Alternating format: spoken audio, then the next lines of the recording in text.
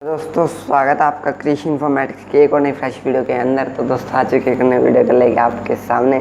इस वीडियो में करने वाले हम The sound of Music chapter guys Evelyn Glennie वाला बिहेव का चैप्टर नंबर 2 करने वाले गाइस। तो गाइस बिना इस तरीके शुरू करते हैं। तो गाइस इस चैप्टर में जो सा राइटर ने लिख रखा है वो लिख रखा है गाइस एविलन ग्लैनी के बारे में।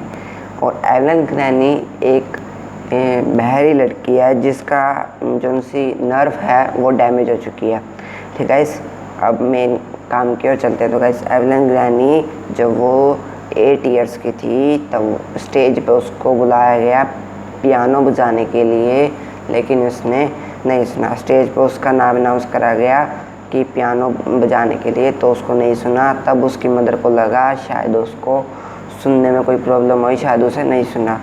ठीक है गाइस, और ऐसे ऐसे करते करते जब वो 11 इयर्स की हुई तब उसके जो से टेस्ट में मार्क्स आने थे वो कम होते गए।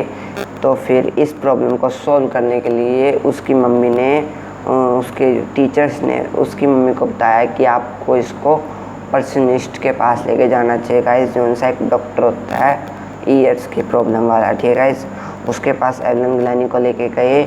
उसके बाद उसने बताया कि जो उनसे एविलन ग्लैनी की ईयर की नर्व है वो डैमेज हो चुकी है, जिसकी वजह से उसको नहीं सुन पाता। और पर्सनिस्ट ने रिकमेंड किया कि आप एविलन ग्लैनी को एक पर्सनिस्ट ने उसकी मम्मी को कहा कि आप अपनी बेटी को एक non hearing school hearing aid school में डाल दो। ठीक है, जिसमें सारे बच्चे आते हैं जो उनसे लॉस ऑफ हियरिंग के होते हैं, जिनको सुनाई नहीं देता। ठीक है, इस उधर सभी एक दिन जब एविलन ग्लैनी राउंड मार रही थी तो उसने एक लड़की को एक्साइलोफोन बजा के देखा। तो गाइस एक्साइलोफोन बजाते देखा।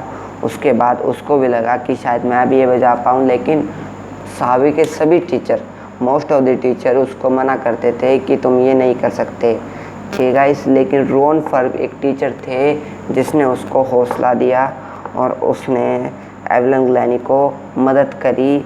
उसने पता क्या कहा कि तुम्हें साउंड को सुनने की जरूरत नहीं है, तुम्हें फील करनी है। तो वो 2 ड्रम लाया गाइस और उसको वेस्ट अप ऐसे बजाया और एविलन ग्लैनी को कहा कि तुम्हें सुनने की ज़रूरत नहीं है, तुम इसकी वाइब्रेशन को सिर्फ फील करो।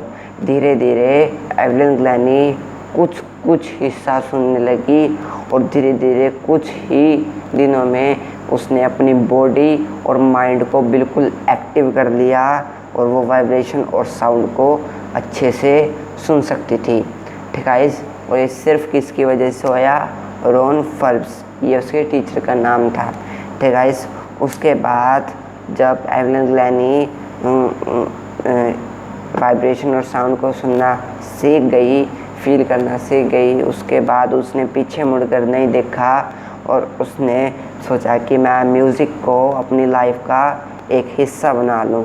तो उसने रॉयल एकेडमी ऑफ म्यूज़िक में ऑडिशन दिया। उस ऑडिशन में उसने सबसे ज़्यादा मार्क्स गेन किए, जितने मार्क्स अभी तक किसी ने भी गेन नहीं किए थे जब उसने रॉयल एकेडमी ऑफ म्यूज़िक में ऑडिशन दिया। उसके बाद लेने के बाद वो बताने लगी कि मैं साउंड को ऐसे कैसे सीख सकती थी। जब मैं एक वुडन फुटपाथ पे चलती थी तो मैं अपने शूज़ को उतार दिया करती थी और शूज़ को उतार के उसकी वाइब्रेशन है वो फील करा करती थी। और जब मैं एक्साइलोफोन बजाया करती थी तो अपनी फिंगर टिप से साउंड को फील किया करती थी। ऐसे ऐसे और जब ड्रम बजाया करती थी तो वो वेस्ट अप गाइस जैसे ही बजाते हैं तो उसकी ऊपर नीचे होती है, थोड़ी सी उसकी जो सी परत होती है, वेस्ट अप और वेस्ट डाउन से उसकी वाइब्रेशन फील किया करती थी। लास्ट में आके 1991 में उसे सबसे बेस्ट अवार्ड दिया गया, सोलिस्ट ऑफ द ईयर का अवार्ड दिया गया। इसका थोड़ा नाम बड़ा है, आप बुक में देख सकते हो। 1991 में इसे ये अवार्ड दिया गया और इसमें अवार्ड में उसके बाद एन रिचलन ने कहा कि आप एक शाइनिंग इंस्पायरेशन हो जो उनसे बहरे चिल्ड्रन के लिए फॉर डीफ चिल्ड्रन।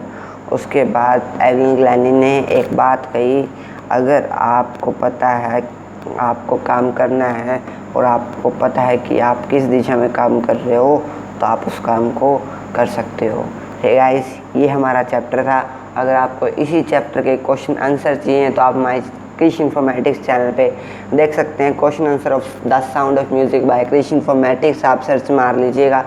और अगर आपको इसी चैप्टर के इंटरनल क्वेश्चन चाहिए तो भी आप हमारे क्रिश इन्फॉर्मेटिक्स चैनल पे जाके देख सकते हैं। ठीक है, आज के लिए बस इतना ही। जय हिंद, जय भारत।